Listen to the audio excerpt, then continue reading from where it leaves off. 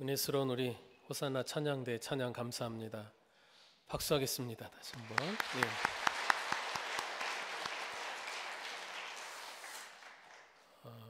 오늘 강단 장식을 보니까 꽃과 또 자세히 보면은요 무덤입니다. 가까이 와 보시면 어떤 의미가 있구나 하실 텐데 우리 강단을 장식해 주신 권사님 너무 감사해요. 너무 아름답습니다. 지난 2월 첫 번째 임원 교육 시간에 감리교회의 역사에 대해서 우리가 공부했었는데요. 그때 존 웨슬리 목사님이 영향받은 인물 중에 독일의 진젠도르프 백작에 대해서 언급한 적이 있었습니다. 진젠도르프는 보헤미안에서 즉 체코에서 박해로 인해 피난을 나온 모라비안 신도 약 300여 명을 자기 영지에 자기 땅에다 정착시켜주고 그들과 함께 헤른후트라고 하는 신앙 공동체를 만들어서 그들을 지도하고 훈련시켜서 국외로 많은 선교사들을 파송했던 모라비안 경건주의 운동의 지도자였습니다. 그 진젠도르프에게는 이런 일화가 있습니다. 그가 19살이던 1719년 여행 중에 독일 뒤셀도르프를 방문했는데 그곳에서 이탈리아 화가 도메니코 페티가 그린 그림 하나를 보게 되었는데요. 그 그림의 제목은 라틴어로 에케 호모, 즉 이 사람을 보라라는 제목의 그림이었습니다. 이 사람을 보라는 그 말은 요한복음 19장 5절에 빌라도 총독이 사람들 앞에서 가시관을 쓰신 예수님을 가리키며 했던 말이었죠. 한번 그림 한번 보여주시겠어요? 그림, 이 사람을 보라. 앳된 청년이었던 진젠도르프는 이 그림 밑에 쓰여있는 라틴어 글귀를 보고 몸이 얼어붙는 큰 충격을 받았습니다. 이런 글이었어요. 나는 너를 위해 목숨을 버렸건만 너는 나를 위해 무엇을 하느냐라는 글이었죠. 이때의 진젠도르프는 자기의 삶을 오로지 주님을 위해 헌신하기로 굳은 결심을 하게 됩니다. 그리고 그 결심대로 그는 평생 주님의 일에 인생을 바치게 되지요. 세월이 흘러서 훗날 1859년에는 이 사람을 보라는 이 그림을 보고 또 감명받은 영국의 시인 프랜시스 해버걸이라는 시인이 시를 하나 쓰게 되는데 우리가 잘 아는 찬송가 311장 내 너를 위하여라는 찬송시입니다. 내 너를 위하여 아시죠? 우리 한번 1절만 한번 불러볼까요? 내 너를 위하여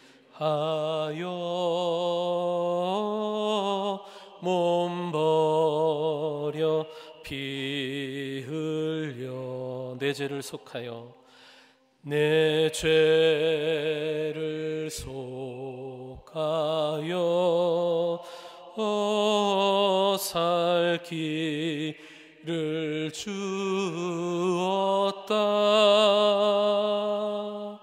널 위해 몸을 주건만 너무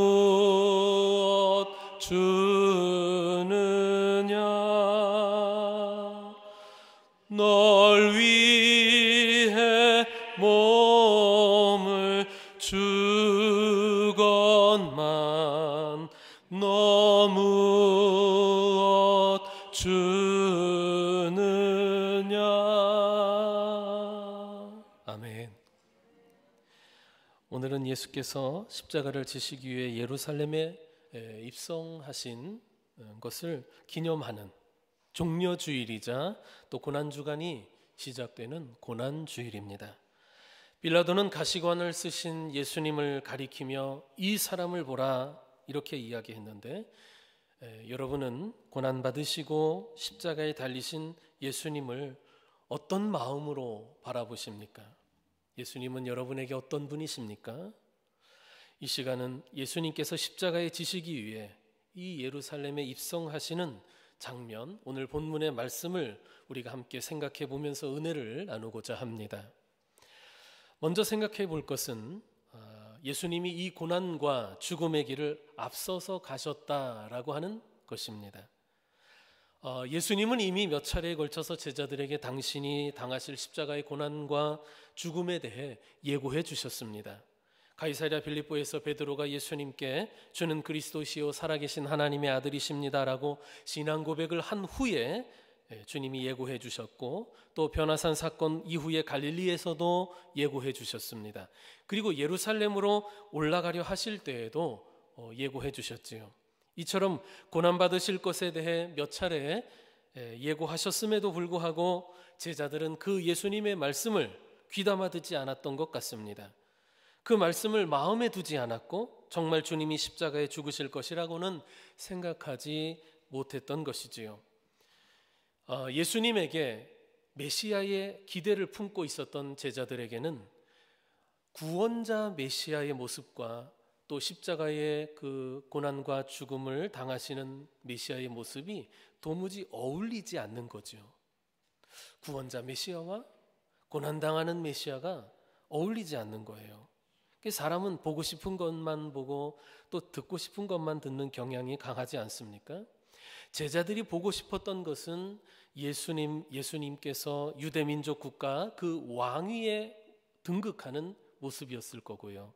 그들이 듣고 싶은 소식은 예수님이 이 나라를 로마로부터 해방시키시고 또 주변국들을 굴복시키신다는 신나는 그 소식이었을 것입니다. 그런데 그것은 제자들뿐만이 아니라 그 당시 대부분의 유대인들이 기대하던 메시아의 모습이기도 했지요. 그렇게 제자들 마음속에, 생각 속에는 이미 자신들이 기대하는 메시아의 모습이 자리 잡고 있기 때문에 그와 어울리지 않는 십자가의 고난과 죽음을 당하는 그런 모습은, 그래서 주님의 그 순환과 죽음의 예고는 들리지를 않는 거예요. 소리는 들렸으나 마음에 와닿지 않는 거죠. 사실 예수님과 함께하는 생활, 또 예수님이 가르쳐 주시는 그 가르침을 통해 제자들은 자기들이 가지고 있던 메시아에 대한 그런 잘못된 관념, 그것을 교정해야 맞는 것이었죠. 그러나 실제로는 자신들이 갖고 있는 메시아의 관념을 교정하기보다는 자기들 생각에 들어맞는 메시아의 모습을 예수님에게 요구하고만 있었던 거예요. 그런 제자들에게 주님의 순환하신다는 그 예고는 잘 들리지 않았고 사실은 듣고 싶지 않은 얘기였을 겁니다. 이렇게 알아듣지 못하는 제자들을 보시면서 예수님도 굉장히 답답하셨을 텐데요. 그런데 굳이 당장 그들의 생각을 고쳐주시려고는 하지 않으셨어요. 왜 그러셨을까? 그것은 그들이 곧 그들의 경험을 통해 깨닫게 될 일이었기 때문에 그래요. 그들이 곧 겪게 될 놀라운 사건, 즉 십자가와 부활, 그리고 성령의 강림하심, 그것을 통해 비로소 그들이 모든 것을 분명하게 깨닫게 될 그 시간이 다가오기 때문에, 그것을 주님은 알고 계셨기 때문이겠죠. 그러니까 지금 이 예루살렘을 향해 가고 있는 이 길은 십자가의 죽음을 향한 길인데, 이 고난의 길, 이 길의 의미, 정체, 그것을 분명하게 인식하고 있는 분은 예수님밖에 없었다고 할 수 있어요. 제자들도 몰랐고, 그리고 예수님을 호산나 외치며 환영하던 그 군중들도 예상하지 못했던 것이죠. 심지어 예수님을 체포해서 죽음의 십자가 거기에 내몰게 되는 이제 이 적대자들에게도 아직 그들도 몰라요. 이때까지는 아직 예수님을 해칠 어떤 구체적인 계획을 갖고 있지는 않은 상황이었거든요. 오직 예수님만이 이 길의 의미를 아는 거예요. 예루살렘으로 가는 이 길이 정확히 어떤 길인지, 어떤 의미를 갖고 있는 길인지 주님만 알고 계시는 거예요. 이 길은 어떤 길입니까? 죄 없이 잡혀서 불법적인 재판을 받고 매질을 당하고 십자가 위에서 처형당해야 하는 말할 수 없는 수치와 고통이 기다리는 길이었어요. 하지만 예수님은 그 길을 가셨어요. 아시고 가셨습니다. 본문은 예수님께서 그 길을 앞서서 가셨다라고 말씀합니다. 28절에 보면 예수님께서 예루살렘을 향하여 앞서서 가셨다라고 하는 것을 기록하고 있지요. 뒤에서 따라가거나 머뭇거리거나 뒷걸음 치신 것이 아니라 당신께서 앞서서 가셨어요. 어떤 길인지 아시면서 가셨어요. 아니 어떤 길인지 아시기 때문에 가셨어요. 그렇게 하는 것이 아버지 하나님의 뜻이었고 예수님께서 이 땅에서 이루셔야 할 사명이었기 때문입니다. 성도 여러분, 우리에게도 가야 할 길이 있지 않겠습니까? 주님이 앞서서 가신 이 십자가의 길은 어떤 길이었냐? 우리를 위한 길이었어요. 죄로 죽었던 우리를 살리기 위한 사랑과 희생의 길이었지요. 그리고 우리는 어떤 길을 가야 합니까? 주님 가신 그 길을 따라가야 합니다.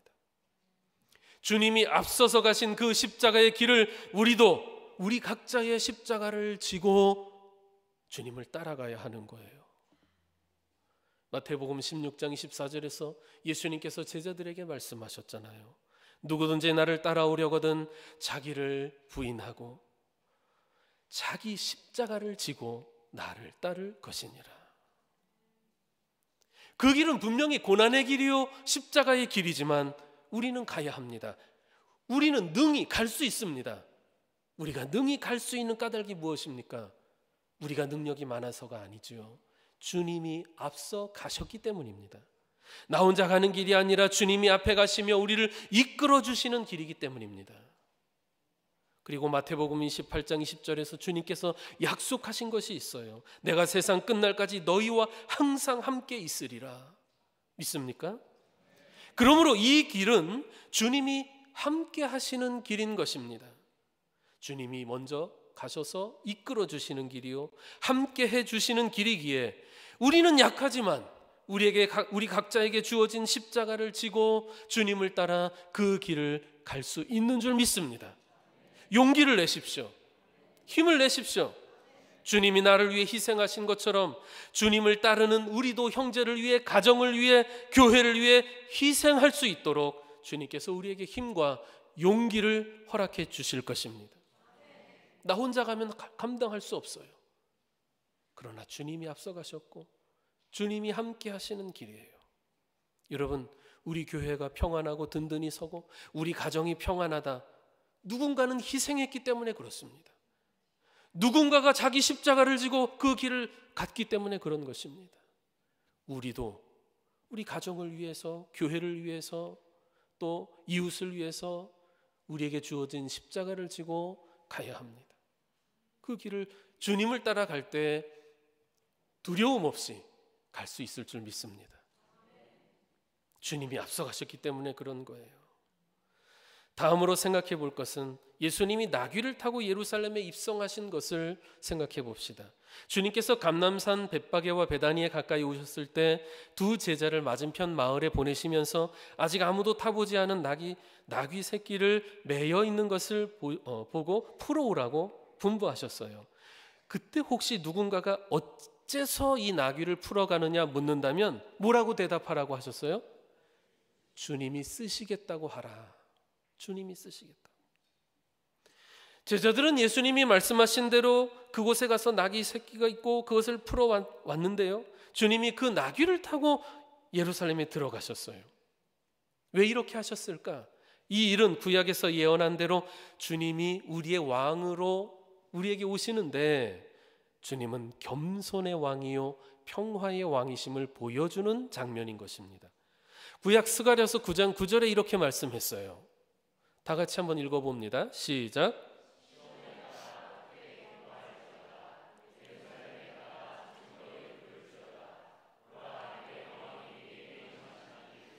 그는 공의로우시며 구원을 베푸시며 겸손하셔서 나귀를 타시나니 나귀의 작은 것 곧 나귀 새끼니라. 나귀라는 짐승은 짐을 싣거나 사람이 타고 다닐 수 있는데 전쟁하러 나갈 때 군사용으로, 전쟁용으로 타지는 않습니다. 거긴 적합하지 않아요.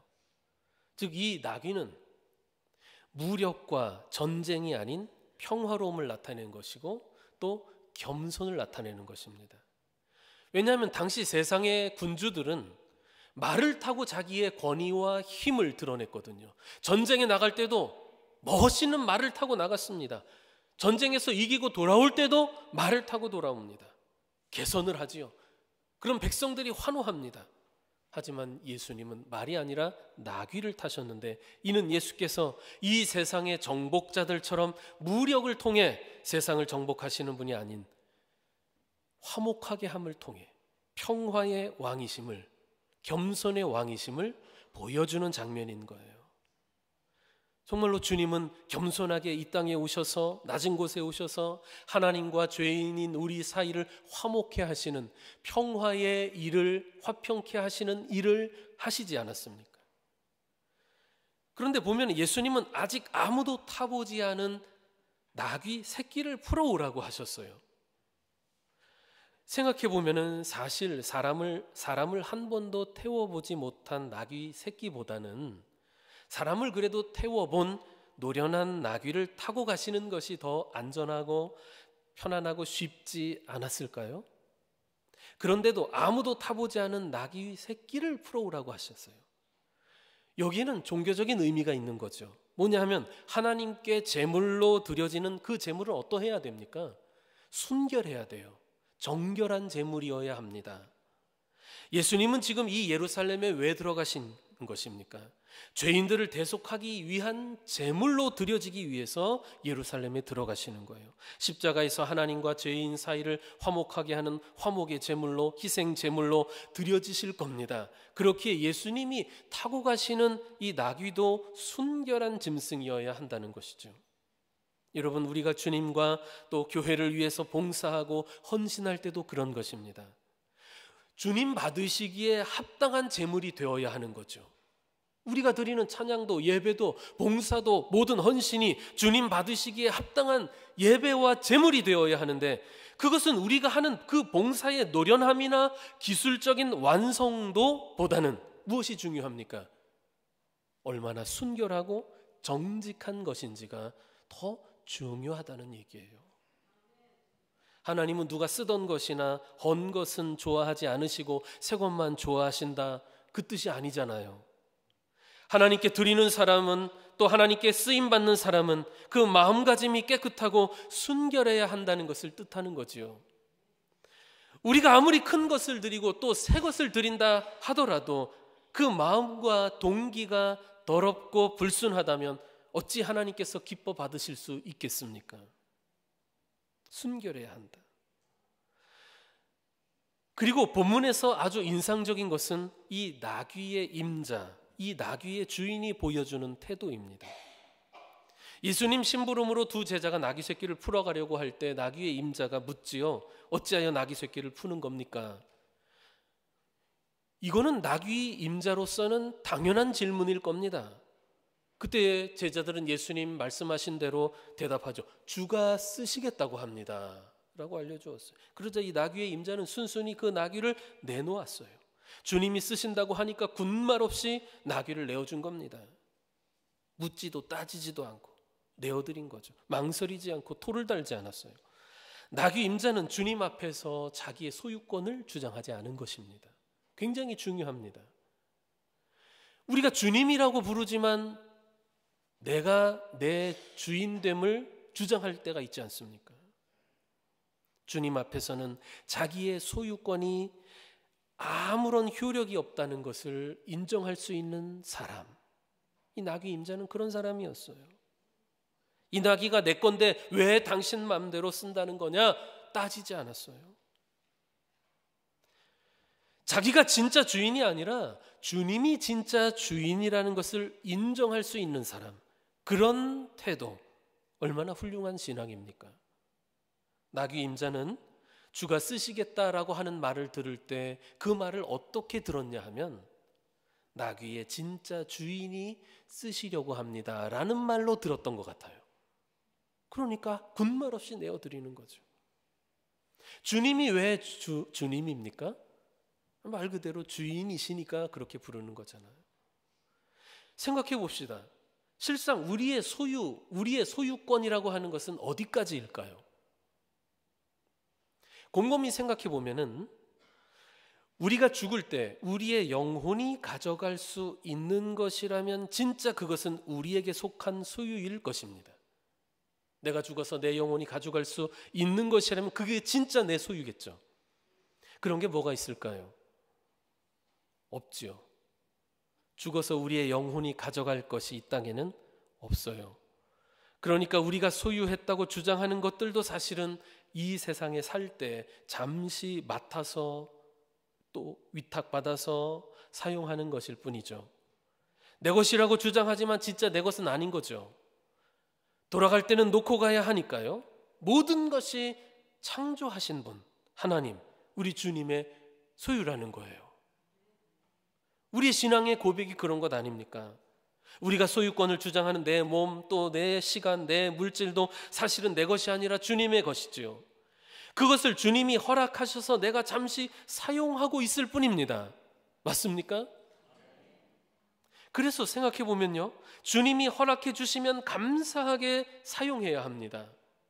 그리고 주님이 거두어 가셔도 지금까지 사용하게 해주신 주님께 감사드려야 마땅한 거죠. 그리고 내가 주님을 위해 뭔가를 드렸다고 해서 내세울 것도 없는 거예요. 자랑할 것도 아닌 거죠. 내 것을 드린 게 아니라 사실은 주님의 것을 원래의 주인에게 드린 것이고 원래의 주인이 사용하도록 내어드린 것뿐이니까요. 주님께 나귀 새끼를 내어드렸던 이 나귀의 임자는 도대체 누구였는지 우리가 알 수는 없어요. 성경이 그의 이름을 기록하고 있지 않으니까요. 이름도 나오지 않아요. 나귀를 기꺼이 드린 사람인데 이름이라도 밝혀주면 얼마나 좋을까요? 후대에 우리가 성경 볼 때 이 사람이 주님을 위해서 이렇게 내어드렸구나, 빛이 나지 않습니까? 하지만 이름이 나오지 않으니 우리가 알 수가 없어요.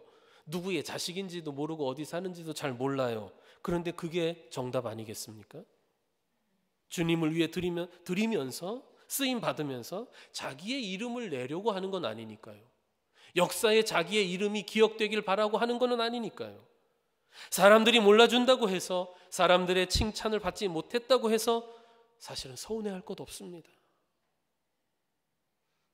그리고 주님은 이처럼 이름 없이 빛도 없이 헌신하는 우리 성도들을 통해서 역사를 이루어 가시는 분이고, 주님이 그 헌신을 기억하시고 영원한 하늘의 상급을 준비해 주시는 분 아니십니까? 오병이어의 기적도 생각해 보십시오. 보리떡 5개와 물고기 2마리를 주님께 바쳐서 5,000명이 먹고도 남는 기적의 역사가 일어나는데 우리는 오병이어는 기억합니다. 또 그런 기적이 일어났다는 것도 기억합니다. 그럼 도대체 오병이어를 바친 사람은 누굽니까? 출신도 모르고 이름도 모릅니다. 그저 예수님 말씀 들으려고 모여든 많은 사람들 중에 한 아이였다는 것만 알아요. 중요한 것은 주님께서 쓰시겠다고 할 때 드릴 줄 아는 그 사람들을 통해서 주님은 놀라운 은혜와 역사를 이루신다는 것 아닙니까? 그런데 그들은 자신의 이름을 내기 위해 주님께 드린 것도 아니고 사람들의 칭찬과 박수를 받으려고 드린 것도 아니잖아요. 그냥 주님을 사랑하기 때문에, 교회를 사랑해서, 또 주님께서 쓰시겠다고 하니까 지체하지 않고 드렸던 거예요. 감사하는 마음으로 원래의 주인에게 돌려드렸던 것이지요. 우리도 주님을 섬길 때 그래야 되지 않을까? 남들이 좀 알아주지 않는다 해서 서운해할 필요 없지요.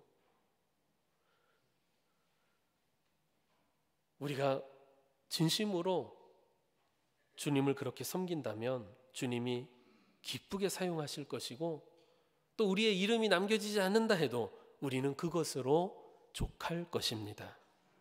그것으로 족하다. 끝으로 예수님의 그 예루살렘 입성하시는 장면, 사람들이 환호하는 그 장면 보면서 삐딱하게 보는 사람들이 있었다는 것을 한번 생각해 봅시다. 예수께서 예루살렘에 입성하실 때 제자들은 물론 많은 군중이 예수님을 환영하며 찬송했습니다. 제자들은 자기들의 겉옷을 벗어 나귀의 안장을 삼고 또 길가에 펼쳐놓기도 했고, 사람들이 종려나무 가지를 꺾어서 예수님을 흔들며 환영했지요. 찬송했습니다. 찬송하리로다 주의 이름으로 오시는 왕이여, 하늘에는 평화여, 가장 높은 곳에는 영광이로다. 이렇게 주님에 대한 자기들의 존경과 애정을 표현했던 거예요. 그런데 그 광경을 지켜보던 바리새인들 마음은 달랐어요. 아니 어째서 감히 메시아에게 붙이는 칭호를 써가면서 사람들이 저러는 걸까? 못마땅하게 여겼어요.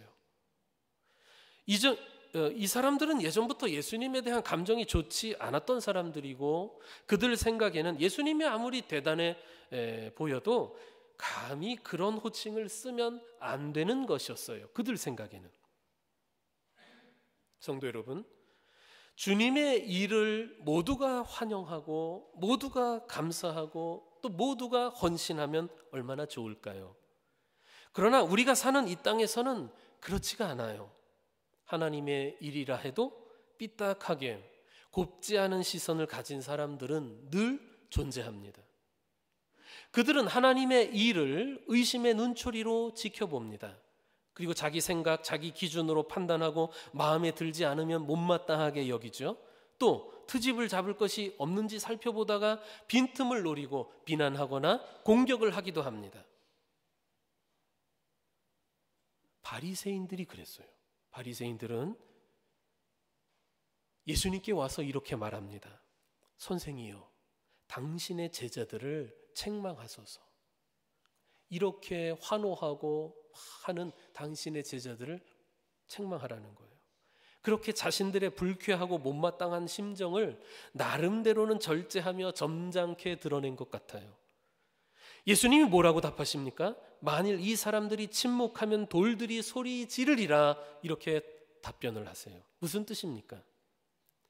이렇게 사람들이 예수님을 맞이하며 찬양하는 것이 잘못된 것이 아니라 오히려 마땅한 것이요, 그것이 하나님의 뜻이라는 뜻 아니겠습니까?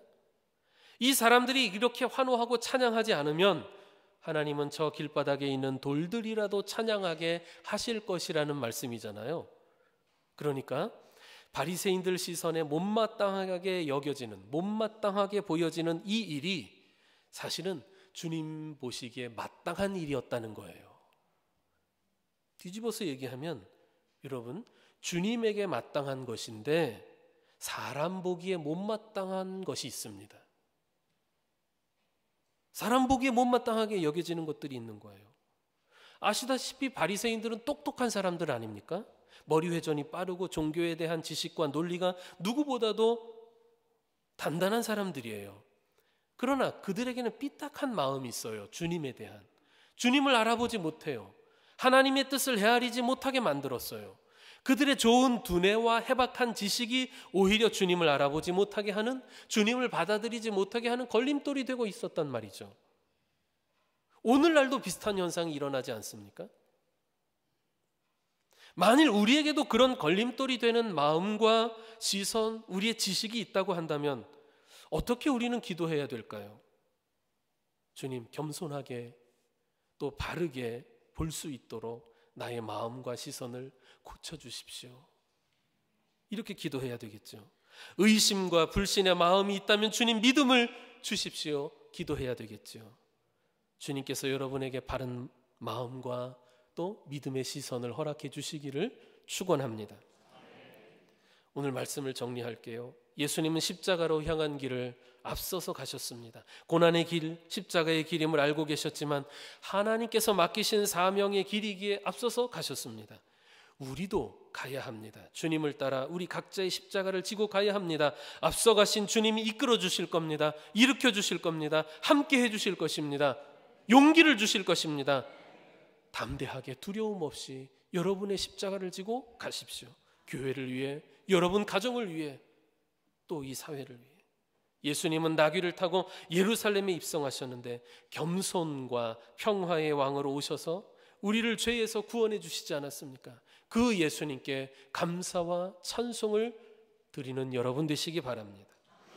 예수께서 타신 나귀를 기꺼이 내어드렸던 이 나귀의 주인처럼 우리도 주님의 일에 우리 자신을 기꺼이 내어드리고 주님을 위해 순결하게 쓰임받는 성도가 되었으면 좋겠습니다. 주님의 일을 삐딱한 마음과 또 불신의 시선으로 판단하던 바리새인 같은 마음이 혹 우리에게도 있다면 주님, 바른 마음과 또 믿음의 시선을 주십시오. 겸손하게 기도합시다. 성도 여러분, 예루살렘에 입성하신 예수님께서 우리 마음에도 들어와 계시고 우리와 함께 하심을 확인하는 이번 고난주간이 되시기를 주의 이름으로 축원합니다. 기도합시다.